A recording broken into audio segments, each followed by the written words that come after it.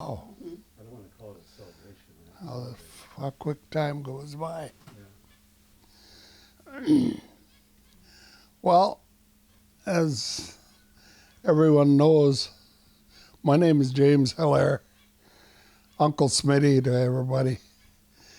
As everyone knows, I was recently hospitalized for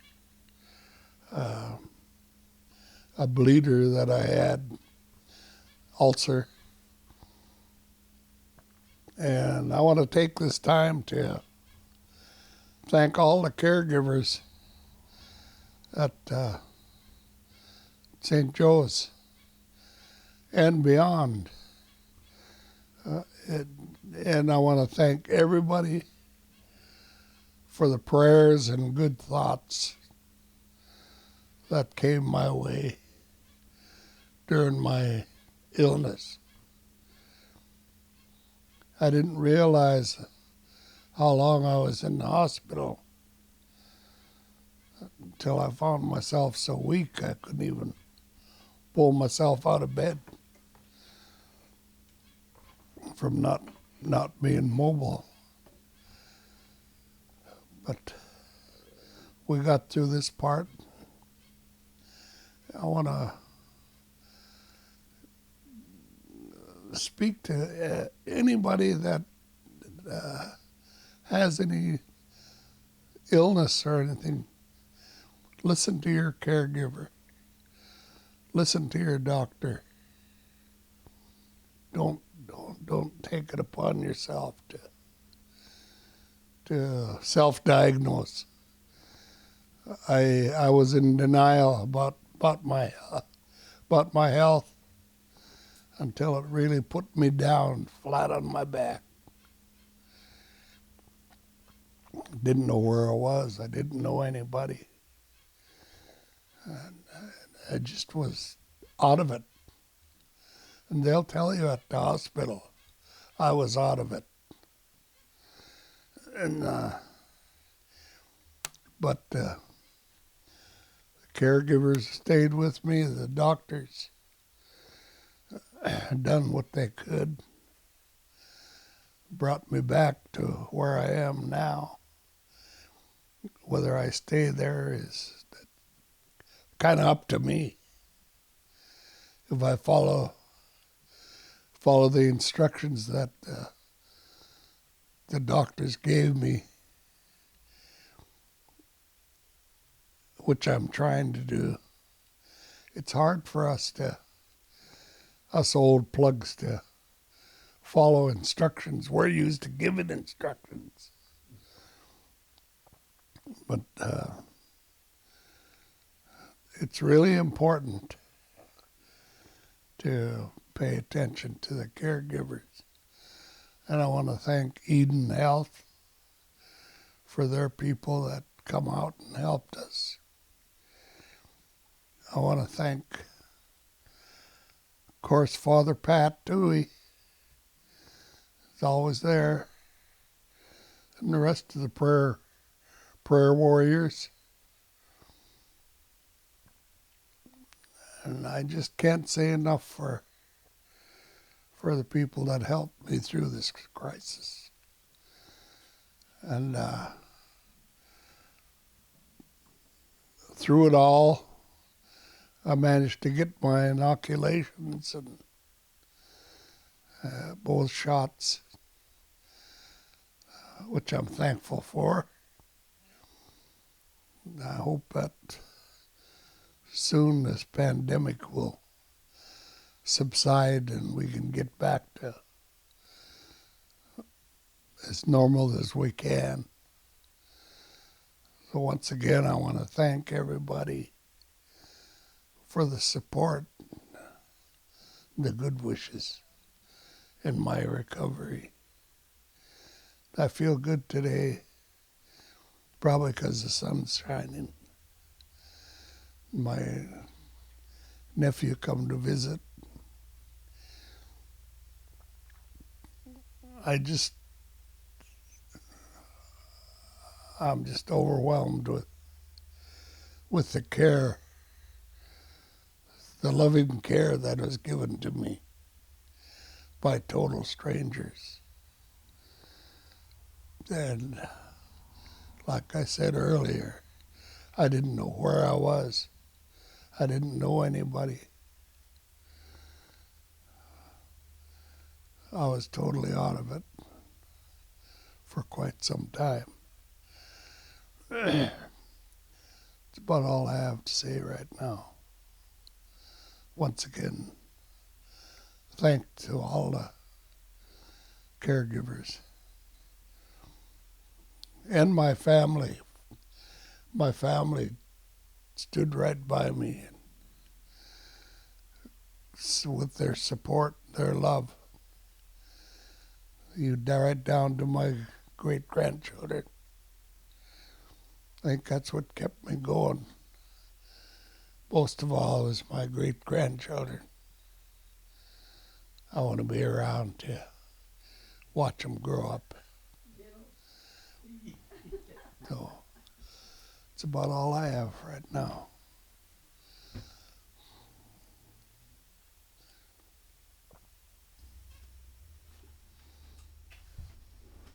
Yes, I would like to thank all the caregivers here in the community and the clinic, hospital, Eden, and all the caregivers that they have really helped our community. The hospital is so different now than it used to be.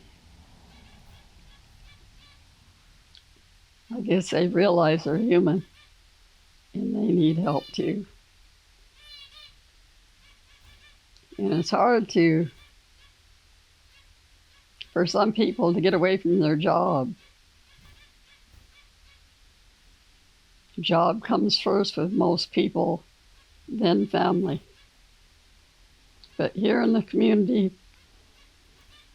family comes first, then our job.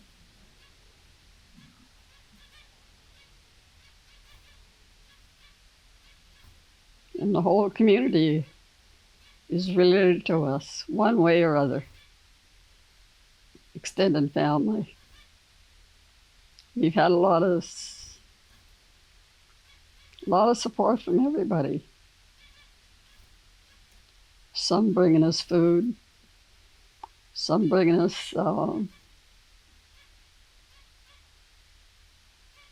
phone calls, different ways they were helping us.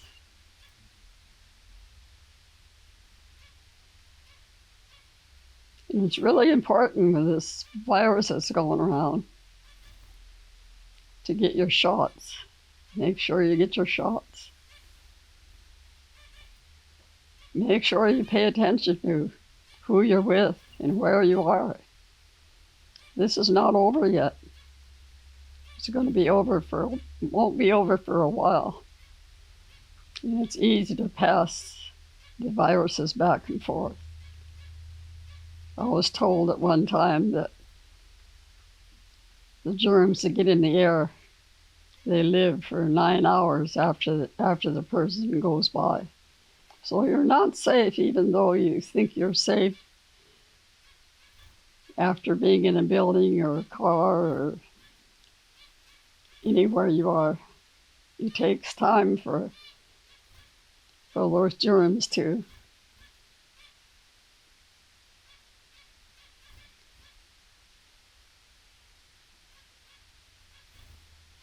I don't want to be negative about it, not the way I feel, but sometimes you can't help it. You have to care for yourself. Take care of yourself. A lot of people say, well, I'm not taking care of myself because I'm taking care of so-and-so or other people. But we can't do that. We have to be healthy so we can help somebody else. We've always worked with kids, families, no matter where we go.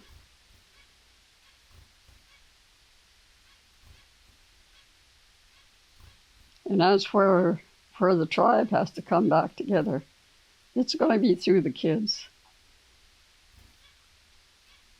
Because I was told one time that adults already set in their mind what they want and what they're about. It's hard for them to change, but it isn't for kids. You work with kids, and I've always worked with the kids. We've had some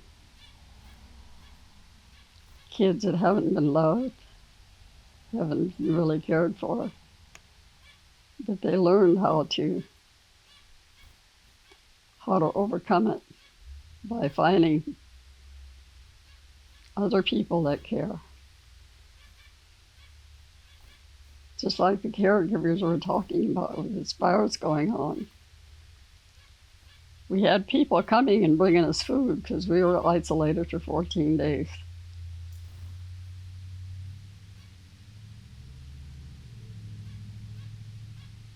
We had to learn to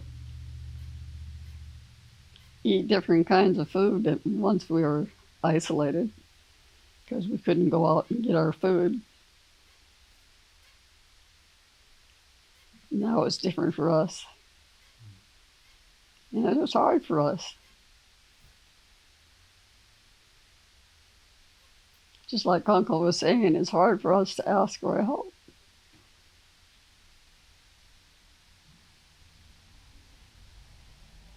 Even with our own family.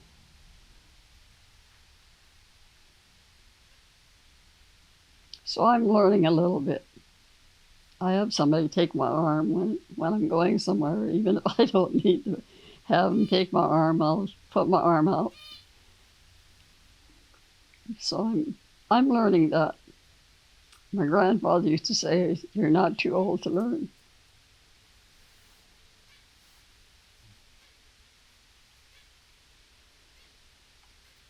He said, even when you're dying, you learn to die with dignity. And there's a way. It's just another part of living, he'd say. Dying is just another part of living. You just got to learn that. So we've always told our kids that like our own families, we don't want to have certain things happen when we're gone. We have our rules set to our great grandkids already that we're teaching them how to carry themselves, to take care of themselves. And we told them we didn't want life support because most of the time when people get to that stage, they think they can come back, but they can't. A lot of times they're brain dead already and the families can't let them go. And things like this need to be talked about. And it's not easy. It's hard for the kids when you first tell them, this is what I want. This is how I want it. This is how I want to be taken care of. And I want you to take care of yourself first. There's traditions that we have that we've lived with.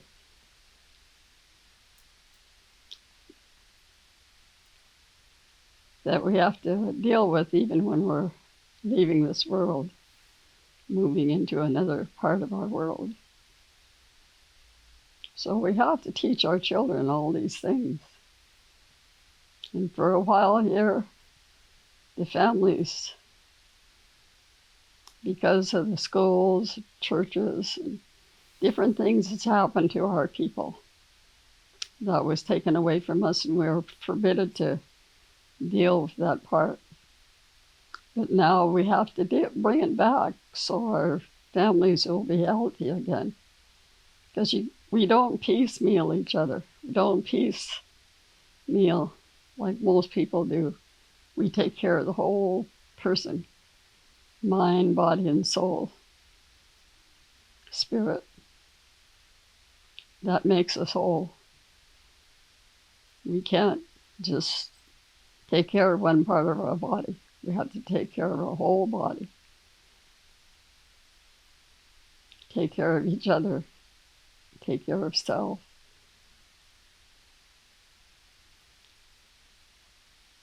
And there's a way to enjoy life, learning these things and knowing who you are. It's important to know where your family is from, know who your family is, know the traditions that our family come from in our culture. Everybody has culture, no matter where you come from. We learned that from traveling because we've always looked to the Aboriginal people, and they're not any different than us. Same. Their songs are different. Their language is different. Their dances are different. And that's all. It has the same meaning. There's no difference. And I want to thank these two young men who are here listening.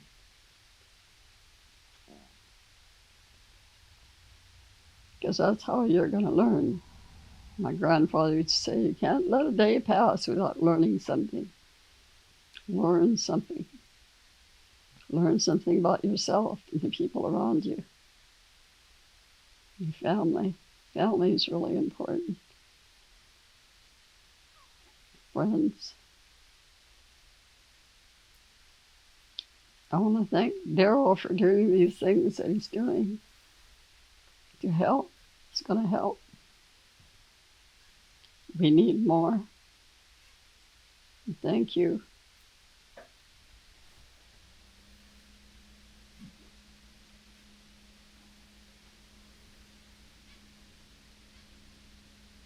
I have more, but I'm not going to do that today.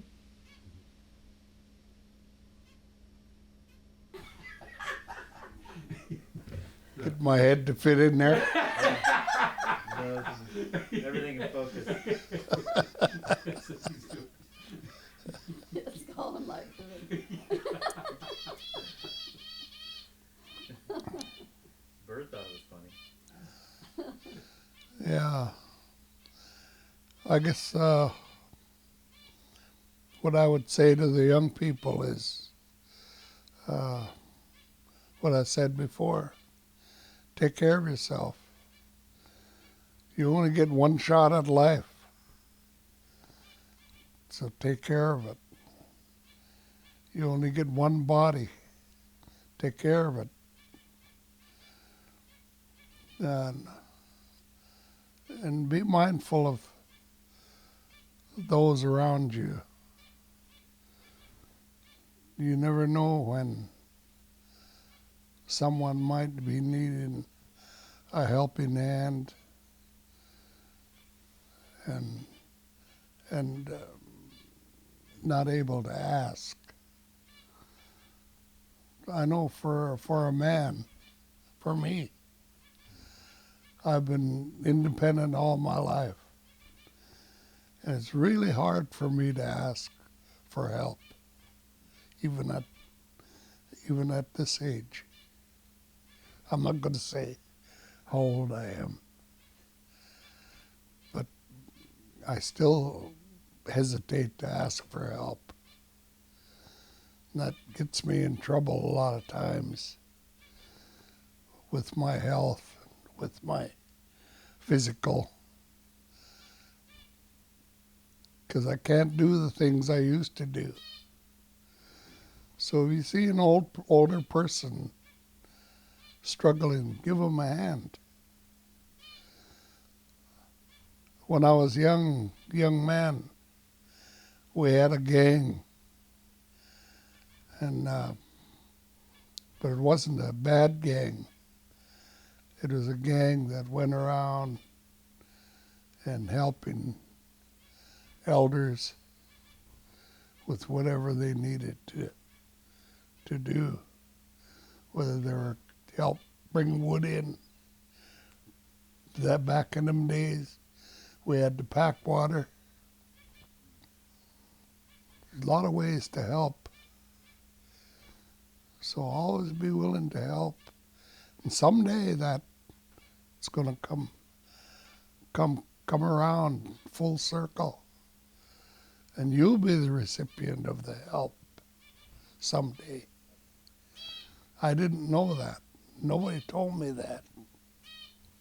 I had to learn the hard way. So be generous, be kind to one another. Main thing is be kind to yourself. Take care of yourself. And go Blackhawks. Yeah. Yes.